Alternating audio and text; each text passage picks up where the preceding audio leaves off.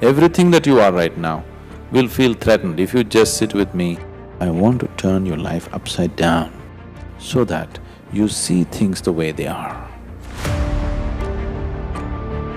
If you want to raise people's energies to the highest pitch, it needs very severe sadhana. According to one's karmic structure, the solution has to be different. Those who want to grow, we'll do the job for them.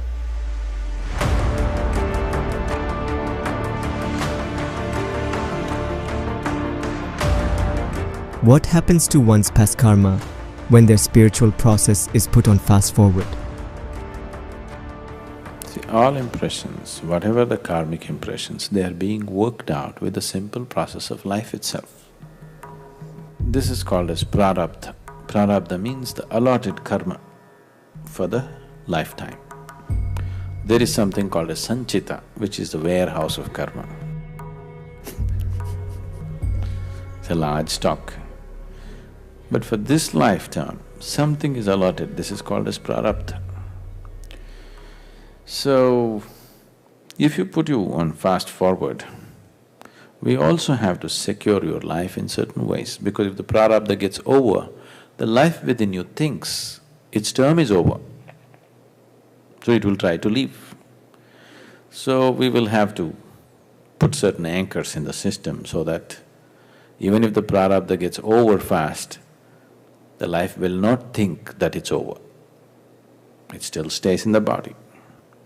So when we put you on fast forward, if you are lots of misery, you will see you will go through enormous misery. Very fast, very intense. Never in your life you have known that kind of suffering. It'll go like that. Because your suffering was coming in small doses every day. Now it's all in big doses. You just go through it. It is just that instead of suffering for the next 50 years, you are going to finish it in the next maybe 5 weeks or 10 weeks or maybe 5 months, maybe 1 year. So you will see suddenly, not for everybody, it depends what you have, what stuff you carry.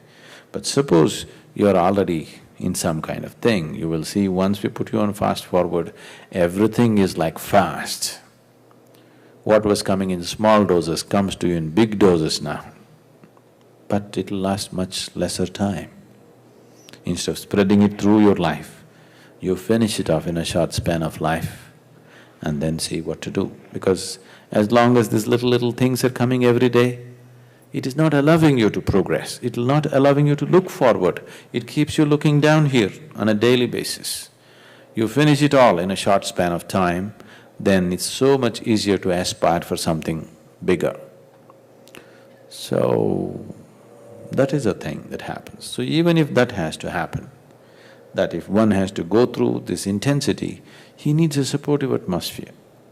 Without a supportive atmosphere, if it happens somewhere else, he may get totally, paranoid that something is going wrong with his life.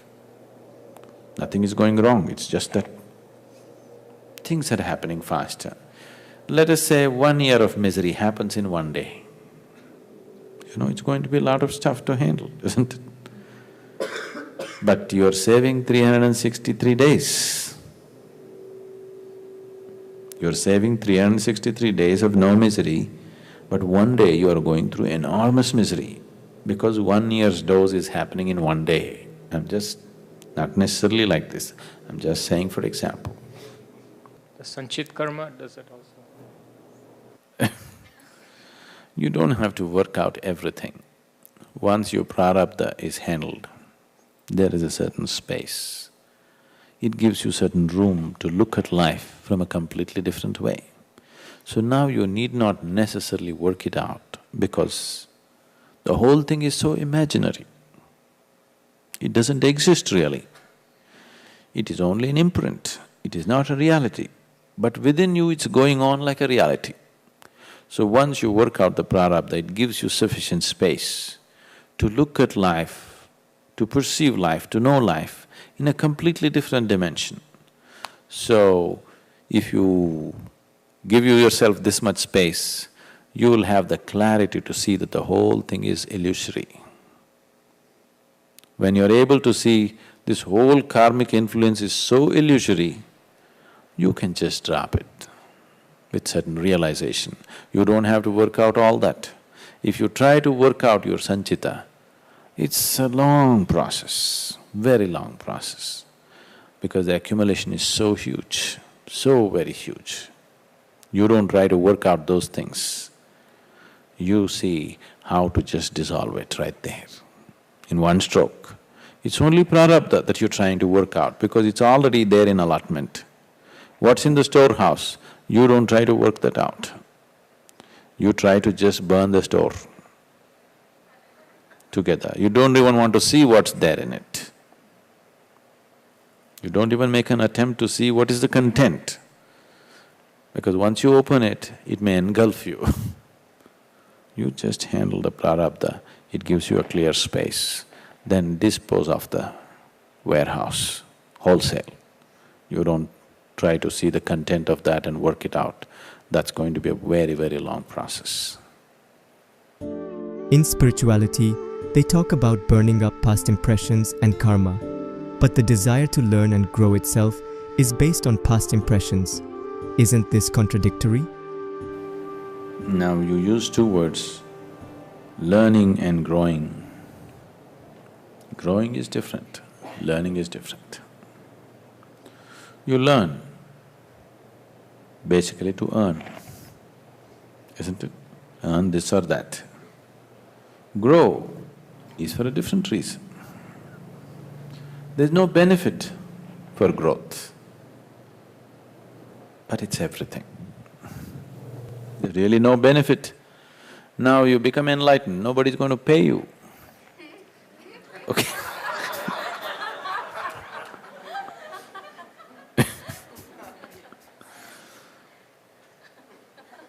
See, more than 25 years I've worked, I still don't have $1 in my pocket.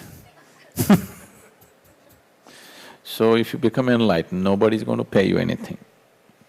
You don't do that because it's going to get you something, because it's actually everything. There's nothing really else valuable. But we learn a few things to make our life in the world. You know, in India, tradition always took care of the spiritual aspirant. He need not bother about his food. Wherever he goes, somebody will give him food. Slowly it is going away. But otherwise, traditionally, if you just say, I'm a spiritual aspirant, I'm seeking enlightenment, your food you don't have to worry, somebody will take care of your food. Wherever you go, people will feed you. Even today it's there, but in big cities it is getting lost. So the society took care of you because you're aspiring for the highest. You don't have to worry about your food. We don't want you to spend time trying to earn a living. But such an arrangement is not there. We have to learn some tricks to earn our food also. Yes? So you learn for that, but growth is not concerned with that. Growth is an inner longing for which there is no payment, for which there is no benefit. The world is not going to reward you for that. They may persecute you. Actually, they may. Unless you know how to clothe yourself properly, they may persecute you. They may crucify you. You know, they did it, isn't it? Any number of times they've done it. So there is no reward for growth, but there is reward for learning. So those two are not the same. Emptying your consciousness is definitely not learning, isn't it? Filling it up is learning, isn't it? So it's definitely not learning. So at certain levels, I may be talking about learning because you want to live your life in a particular way. You came to yoga because they printed all those benefits at the back of the brochure, isn't it? So if you want something, you have to learn something. You don't care for any of the benefits. You don't care if you fall dead tomorrow morning, but you want to grow. Then they are different, we handle them in a different way. They don't have to learn anything. I will do different things with them. There are people who come to the ashram, the first day they come, they have no interest in taking the program, nothing. Sadhguru, I have come, that's all. Okay, come. Everybody has to do some work because, if all of us have to eat, something has to happen in the ashram. And we have taken so many social projects and other things, so we put them to some work. We don't even teach them anything. Okay, you're in the ashram anyway for health and we don't want to pay medical bills for you. So we teach you asana, kriya, something, but not really any kind of learning as such. You simply hang around, that's all. Those who want to grow need not do anything, they just have to hang around. With total trust and receptivity, if they just hang around, we'll do the job for them. But those who want to have things in the society, they want to manage this, they want to manage that, they want to have benefits, then they have to learn, they have to strive to learn, there is no other way. So which one you want? Learning or growing? You don't have to decide right now. Take your time. How does a person become more sensitive to these energies? How does a person become more sensitive to these energies? Doing the sadhana, one thing.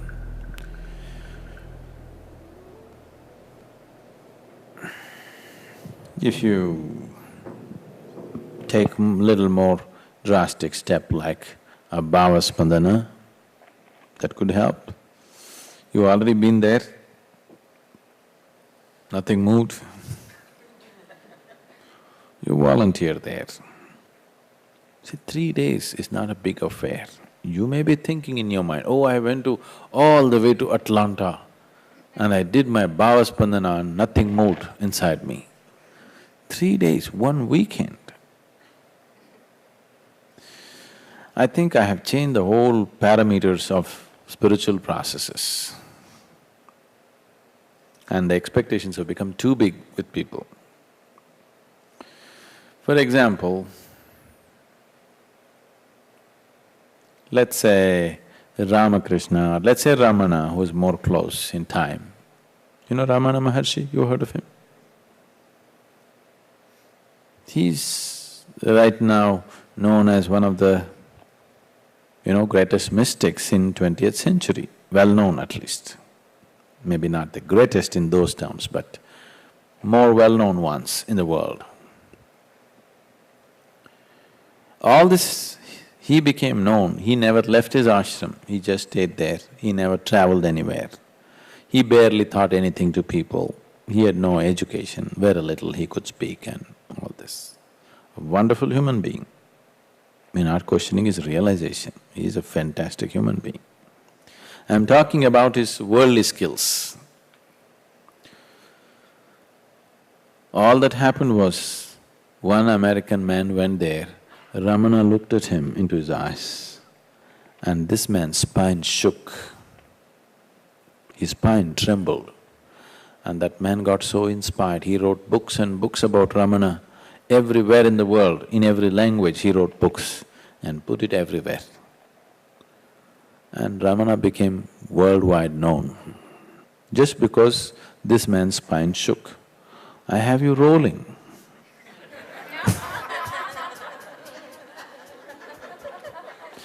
And expectations are becoming bigger and bigger and bigger and bigger, This used to happen in the 7 days itself. Earlier, in the initiation itself, I would have 80% of the people rolling on the floor. We stopped that because people were getting scared and running away and all those things. If you see what's happening in samyama and various other processes that we are doing, the kind of energy contact that people have is so enormous. You won't see that, as far as I know, you won't see that anywhere else. In organized groups, there are other people who'll do these things, but they will never be organized large groups, they always handle small number of people who are close to them, with them alone. In large number of people, an organized group of people like this, these kind of things happening, I don't think there's any other place like this anywhere in the world where just, people gone And because of this, expectations are growing bigger and bigger and bigger. One weekend you go and come, you want to reach enlightenment now. One weekend you spared and you expect something else to happen. You're blown over by the experience, but you're beginning to think that's not enough, something else should happen. Because people around you are talking bigger things. No, don't go this way. You don't worry about these energies. You just give yourself to the sadhana.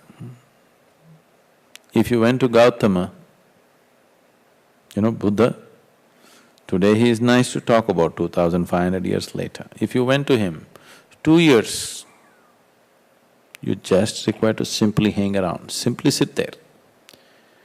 They won't even give you work, no initiation, no practice, no teaching, no work. Even to earn the work, you have to hang there for 2 years. Even to sweep the floor in the ashram, 2 years you must wait. You understand? Then 2 years if you wait, then you can wash the dishes. 5 years if you wash the dishes, then you will be given the sutras which you can read and recite. Another 5 years if you do this, then you will get an initiation. We should have done it that way. Now, within a week you're initiated and in a weekend you're, going through ecstasies in Bhavaspandana and it's not enough. High tech, You mentioned that you want to spend more time on spirituality. Can you elaborate on that? See, the programs themselves are complete by themselves in many ways, but still, in certain ways, if you look at it, it's more like an introduction to a spiritual process. If one gives themselves totally to this 7 days itself can be a path to enlightenment. It has the ingredient in it. But how many people make that happen? That's always questionable. People just use it to get a little healthier, a little more peaceful, little more stable, little more something else. They're only thinking in terms of little more with the program, they're not thinking to reach out to their ultimate nature. So, for that, we would like to, because different people's needs are different ways, only to a certain point we can do common things with everybody. But beyond a certain point, it becomes very individualized. What you do with one person, you cannot do with the other person because it's very different.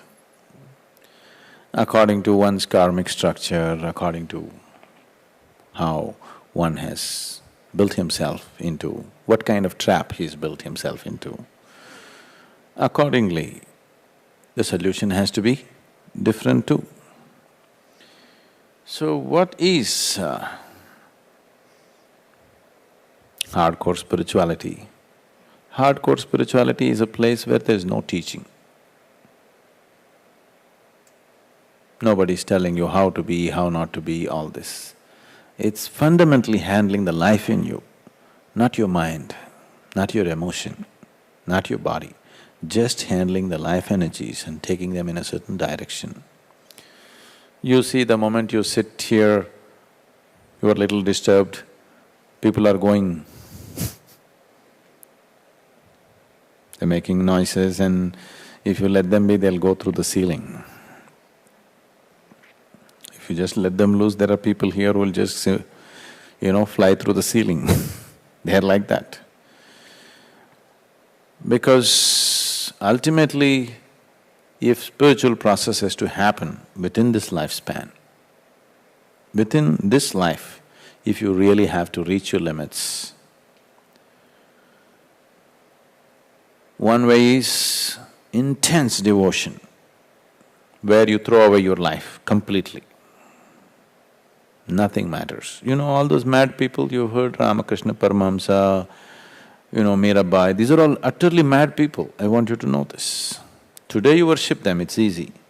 People who lived with them, they had a horrible time because their devotion is such, they're absolutely insane people. They have no sense of the world around them. You should see the kind of trouble Mirabai's husband Bhojraj went through. Unbelievable. Another man would have broken. He went through such a horrible time because this woman is a devotee, a mad devotee. If you don't have the madness, you cannot be a devotee. You must know this. You are a very controlled devotee, you are not a devotee, you are a great deception. There's no controlled devotion. Devotion can only be mad. There is no other way. So that is one way. But if you go that way, you have to be in protected atmospheres in today's world, otherwise if a Mirabai or a Ramakrishna Paramahamsa appears in United States, you will immediately hand him over to your psychiatrist because they are exhibiting all the qualities in which the psychiatrist or a psychoanalyst sees a client, a permanent client. Yes, they're exhibiting all the qualities. They belong to another world, but it doesn't matter. You don't bother about such things today. If such people appear in United States, they will definitely be pumped with all kinds of medicines and controlled and ruined. They are insane people. They need protected atmospheres. So for that also, you need an ashram, a hardcore place where insane people can go about normal. Totally insane people, mad with this. And another thing is, if you want to do the gnana or the intellectual path, then you need lots of sadhana to sharpen your intellect, to make your intellect like a razor blade, that nothing sticks to it, but it can cut through everything. If this has to happen, we need lots of sadhana. For that also we need a certain space where they are left untouched by other people, otherwise it won't be possible. If we want to do kriya, if we want to raise people's energies to the highest pitch and get them across, then also it needs very severe sadhana, which will need a place. The only thing which you can do in the world is karma. You can do karma yoga in the world and get appreciated. If you do any other type of yoga in its intense form, you will have trouble in the world. You'll definitely have a lot of trouble in the world. The world is not mature enough to accept such things. In United States, it's going to be very bad. Even in India, it's bad. Slowly, they all became westernized, Even in India, today if Ramakrishna appears, he'll have big problems. Those days he passed off somehow. Today he'll have problems. Today he has to be,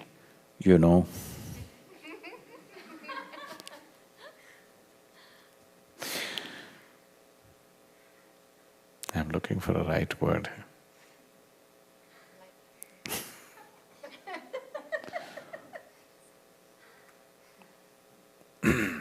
He has to be society savvy like me.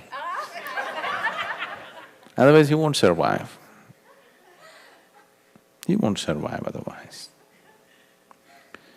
Me also, only in the last 7 years I am like this. Earlier, I wouldn't care a hoot what somebody is thinking, somebody is doing, all this nonsense. Only when I, To a point I built the whole thing and Dhyanalinga, and then before consecration and after consecration, I am a completely different personality. People who know me before, they can't believe I am the same person. Everything about me I changed. I wanted to change further, but then I thought they'll be too heartbroken, so I controlled a little bit of it. But you should have seen Sadhguru Sri Brahma. He was like fire. People would be just terrified. If they looked into his eyes, they would be just terrified. See, now I've softened myself constantly. If I don't smile for 1 hour, you will be terrified sitting with me. Not because I'm dangerous, because I'm threatening. I threaten your very existence the way you are right now. Everything that you are right now will feel threatened if you just sit with me and if I don't smile. I'm constantly smiling so that you don't run away. Yes. If this intensity is not there, it is just talking spirituality. If a guru doesn't constantly threaten everything that you are, why do you need him? To learn something, you can learn from a book. You don't need a guru to learn. Guru is there to demolish those things that you yourself can never demolish, so that the limited is destroyed, so something beyond happens to you. So if something beyond has to happen to you and you want to achieve things in this life, then if new dimensions enter your life and you don't know how to handle it, you'll be in lots of trouble. Today, solace peddling is passing off as spirituality. Don't worry, I'll bless you, everything will be okay, everything will be okay. I don't want anything to be okay for you. Do you understand? I don't want anything to be okay for you. I want to turn your life upside down so that you see things the way they are. Turning your life upside down does not mean uprooting your house or your job or your health or something. Your perspective. Your perspective of life has to be completely turned upside down, otherwise you will not see things the way they are. That you cannot do by yourself. If you do it by yourself, the changes that happen will make you so scared that you will again run back to the old ways. Unless there is somebody here guiding you and tempering those things and controlling those things for you. When… on the energy level, when changes happen, you will think that you're actually going to die. Something totally new is happening. Anything new feels like death for most people. Anything new is very threatening. Anything absolutely new, people will think death is going to come, isn't it? See, right now, let us say something black and big just comes out of this wall. Huge fear, why? Because you think it's going to eat you up. You think death is going to happen. Anything new means your mind will feel threatened and it will think that you're going to die. So when big changes happen in your energy system, you naturally think you're going to die. Unless there is somebody there who will temper these things and allow these things to happen in certain ways as it's suitable for you, then you won't progress. You'll keep 1 foot forward and if something happens, you'll take 10 steps backward. So, spirituality, hardcore spirituality means managing all these things. You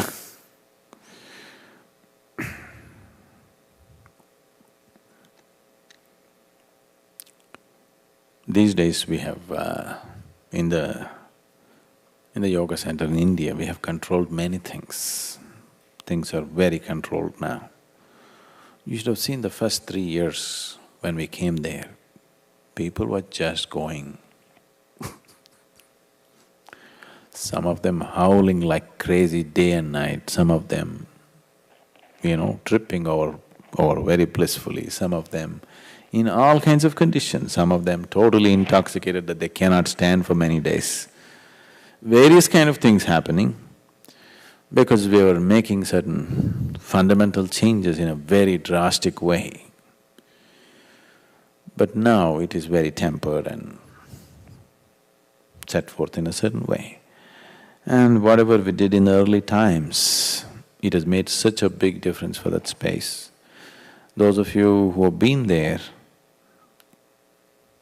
depends to what extent you're sensitive to these things, but you just stand outside. I'm not talking about the building, I'm talking about this piece of land. Stand outside, feel that space. Okay, sit outside in the forest is very beautiful. Sit there and meditate. Come inside and meditate, you'll see the big difference. The whole space is like loaded with energy. So creating a space where everything is on fast forward, putting your life on fast forward. Spirituality fundamentally means putting your life on fast forward. You don't want to go at the normal evolutionary pace, you want to mutate, that's what spirituality means. So creating an energy space where everything happens fast. And when everything happens fast, life will happen in a little different way than the way you understand. If you play the music on fast forward, you know how it sounds? It'll be like that. So, when you are playing that kind of music, there must be somebody to decipher what's happening, otherwise people will just run away. It involves various aspects, but fundamentally, to put it simply, yes, to put your life on real fast forward. We don't want you to go at the evolutionary pace. That would take too long. I don't have that kind of patience. I'm not going to be around that long.